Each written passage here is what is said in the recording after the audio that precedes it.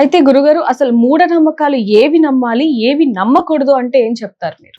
నమ్మకము అతి అయినప్పుడు అతి సర్వత్ర వర్జయత్ అని శాస్త్రం చెప్తుంది. ఏదైనా అతిగా ఆలోచిస్తే వాళ్ళు మూఢనమ్మకంగా మారుతుంది. నమ్మకం వేరు, మూఢనమ్మకం వేరు. జగద్గురువైన దత్తాత్రేయుడు, కృష్ణుడు, ఆదిశంకరులు, రమణ మహర్షుల వారు, వివేకానందుడు, ప్రభాత్ రంజన్ సర్కార్, పరమహంస యోగానందుల వారు, ఇలాంటి వాళ్ళని నమ్మడం నమ్మకం. ఇప్పుడున్న బాబాలు, ఎవరిష్టం వచ్చినట్టు వాళ్ళు మాట్లాడేటటువంటి ప్రవచనకారులు, ఎవరిష్టం వచ్చినటువంటి వాళ్ళు చెప్పేది మూఢనమ్మకం. ఏ విధంగా అంటే నేను ప్రూవ్ చేస్తాను. పాలు కారేటటువంటి చెట్లు నరికేయమంటారు వీళ్ళు. బాదం చెట్టు, కుంకుడు చెట్టు, ఇలాంటి పాలు కారేవి, బొప్పాయి చెట్లు. ఎవరైనా చెట్టు, this is called as deforestation. ఎవరైనా చెట్లు నరకమని చెప్తారా? లేదు. వీళ్ళు చెప్తున్నారు. దాన్ని నరకడం వల్ల ఆక్సిజన్ చెట్ల యొక్క డ్యూటీ ఏంటి? కార్బన్ డైఆక్సైడ్, మనం వదిలేసిన కార్బన్ డైఆక్సైడ్ ని అవి తీసుకొని ఆక్సిజన్ తయారు చేస్తుంది. అంటే ఆక్సిజన్ కొరత వీళ్ళ వల్ల జరుగుతోంది. అంటే ఎంత తప్పిది. ఎఫారెస్టేషన్ అనేటటువంటిది, అంటే చెట్లను పెంచడం అనేటటువంటిది నమ్మకం, చెట్లు నరకడం అనేటటువంటిది అపనమ్మకం. చెట్లని పెంచడం వల్ల, ఒక రావి చెట్టు దేవతా వృక్షాల వల్ల, దేవతా వృక్షాలైనటువంటి రావి చెట్టు, మేడి చెట్టు, మారేడు చెట్టు ఇలాంటివి పెంచడం వల్ల మనకి ఆక్సిజన్ పెరుగుతుంది. నెక్స్ట్ ఒక 10 బిల్డింగ్లు 10 చెట్లు ఒక చెట్టు ఇచ్చేటటువంటి చల్లదనం 10 ఏసీలు కూడా ఇవ్వలేదు. కాబట్టి అలాగే ఒక వితంతు వచ్చినప్పుడు దానికి అడ్డంగా వెనక్కి వెళ్ళిపోమని చెప్పడం మూఢనమ్మకం. అదే వీడే ఇప్పుడు చెప్పిన వాళ్ళే వితంతు అనుకో, వీడికే వితంతు ఇది, వీడిని ఊరంతా బహిష్కరిస్తే వాడికి మంచి జరుగుద్దా?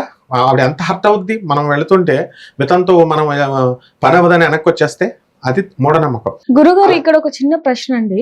భర్త చనిపోయిన వాళ్ళని వితంతువు అంటూ ఉంటాం, భార్య చనిపోయిన వాళ్ళని అసలు ఏమంటారు? మరి వాళ్ళకు కూడా ఈ నియమాలు నిష్టలు ఉంటాయా?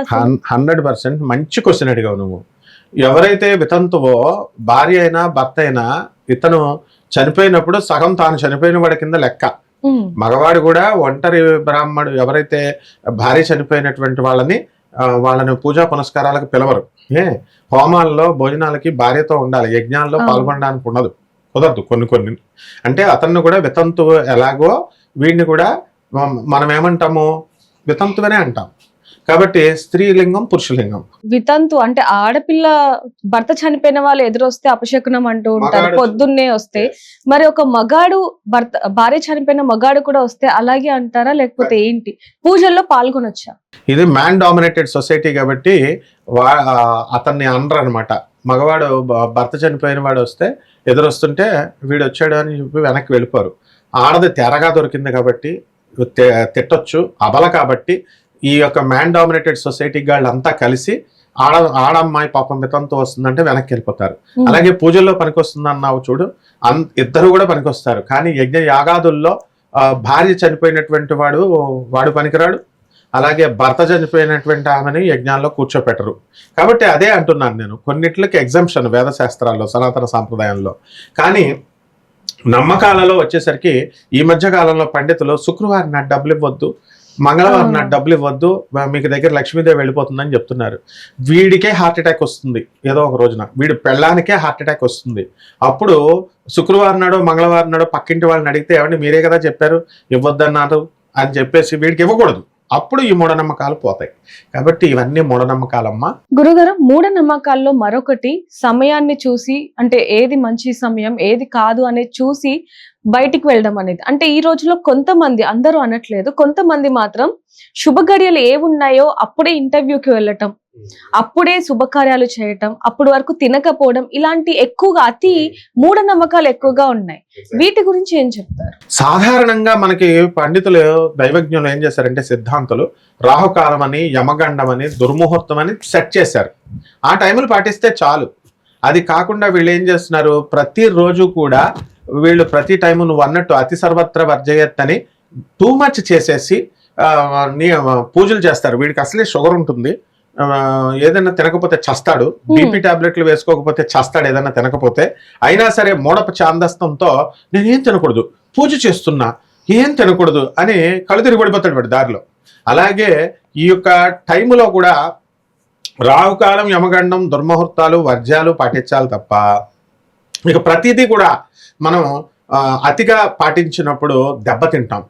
ఇప్పుడు ఎప్పుడో పాటించిన వాళ్ళు కాదు, 2026 సంవత్సరంలో మన హీరో బాలకృష్ణ గారు ఆయన ముహూర్తాలను నమ్ముతాడు. దీని ముహూర్తాలు ఉన్నాయా లేవా అని చెప్పడానికి ఆయన ప్రూవ్డ్గా ఆయన 2 చెప్తారు ఎగ్జాంపుల్స్ ఎప్పుడు చెప్పినా. ఒకసారి దుర్ముహూర్తం ఉందా లేదా అని చెప్పేసి ఆయన ఏం చేశాడట, ట్రైన్ చాలా టైం ఉంది, దుర్ముహూర్తం ఉంది, చాలా తొందరగా బయలుదేరాడంట. బయలుదేరినా సరే ట్రాఫిక్ జామ్ అయిపోయి ఆ ట్రైన్ వెళ్ళిపోయింది, కానీ ఈయనకి ట్రైన్ దొరకలేదు. అంటే దుర్ముహూర్తంలో బయలుదేరినప్పుడు ఈయనకి దొరకల. ఇది అదృష్ట సమయం అంటున్నారు, ఇప్పుడు మనం టైం ఇవ్వద్దు, ఒక జస్ట్ 10 minutes ముందు బయలుదేరదామని చెప్పేసి 10 minutes ముందు బయలుదేరాడంట. ఆ ట్రైన్ లేట్ అయ్యి దొరికిందంట. అందువలన ఆయన స్వయంగా వాళ్ళ నాన్నగారి దగ్గర నుంచి డాక్టర్ నందమూరి తారక రామారావు గారు విశ్వవిఖ్యాత మా గురువు గారు కాబట్టి ఆయన టైం పంక్చువాలిటీ మా గురువుల దగ్గరికి వచ్చేవారు ఆయన. అందువల్ల నేను చూశాను, నా బాలకృష్ణ గారు చెప్పింది మనం ఖచ్చితంగా నమ్మాలి. ఎందువల్లంటే వాళ్ళ డాడీ నుంచి వంశపారంపర్యంగా ముహూర్తాలు శుభముహూర్తాలు చూసుకుంటారు. వాళ్ళేమి ఇలా పిచ్చి ముహూర్తాలు అవి చూసుకోరు కదా, మంచి వర్జం ముహూర్తం రాహు అంతే చూస్తారు. అలా ఉండాలి. అలా కాకుండా ఈ మధ్యకాలంలో నువ్వు అన్నట్టు ఇంటర్వ్యూ ఇప్పుడు నేను ఇంటర్వ్యూయర్ని, కొన్ని ఎగ్జామ్స్కి వెళ్తాం, స్టూడెంట్స్ని ఇచ్చేస్తాం, వాడు ఇష్టం వచ్చిన టైంకి వస్తే రానిస్తామా? లేదు, గెట్ అవుట్ అంటాం. అట్లాగా అలాంటి సందర్భాలు ఇప్పుడు అమావాస్య రోజున పెడతామమ్మా ఐఏఎస్ ఇంటర్వ్యూ, వస్తాడు కదా, రావాలి కదా, అమావాస్య అని చెప్పి మానేస్తారా? ఇదే పండితులు అమావాస్య అయినప్పుడు వాళ్ళ పిల్లల్ని పంపుతారు, బయట వాళ్ళు పంపరు, అవునా? కాబట్టి బయట వాళ్ళకేమో నీతులు చెప్తారు, వాళ్ళ పిల్లలకి ఐఏఎస్ ఇంటర్వ్యూలకు వచ్చేసరికి అమావాస్యన్నా పంపిస్తారు. అలాగే సనాతన సాంప్రదాయం, సనాతన అని చెప్పేసి తెలుగు నేర్చుకోవాలా అని చెప్పి తెలుగు గురించి ఉపన్యాసాలు చెప్తారు. మరి వాళ్ళ మనవల్ని వాళ్ళ కొడుకుల్ని తెలుగు నేర్పించే ఉద్యోగాలు చేయిస్తున్నారా? సాఫ్ట్వేర్ ఇంజనీర్లుగా ఇంగ్లీష్ చదువులు ఎందుకు చదివిస్తున్నారు? కాబట్టి పండితులు చెప్పేటటువంటిది కొంతవరకు నమ్మాలి, కొంతవరకు నమ్మాలి. అదే వివేకానందుడు, ఆదిశంకరులు వాళ్ళు చెప్పింది 100% నమ్మాలి. వీళ్ళు చెప్పేది ఇప్పుడున్నటువంటి ఆధునిక కాలంలో ఉన్న ప్రవచనకారులు కానీ ఇప్పుడు ఇంకా చండాలం అయిపోయింది కదమ్మా. ఇప్పుడు ఎవరు పడితే వాళ్ళు యూట్యూబుల్లో వచ్చేసి చెప్తున్నారు కదా. కాబట్టి ఎప్పుడు చెప్పే వాళ్ళ మాటలను బట్టి రేషనాలిటీ చూడాలి. ప్రతి ఒక్కళ్ళు మూడు కొలతల్లో చూసుకోవాలమ్మా. లాజికల్ కన్సిస్టెన్సీ చూడాలి, హేతుబద్ధంగా ఉందా లేదా, తార్కికంగా ఉందా, రేషనల్గా ఉందా, సైంటిఫిక్ అవుట్లుక్ ఉందా, ఈ 3 ఉంటేనే యాక్సెప్ట్ చేయాలన్నమాట.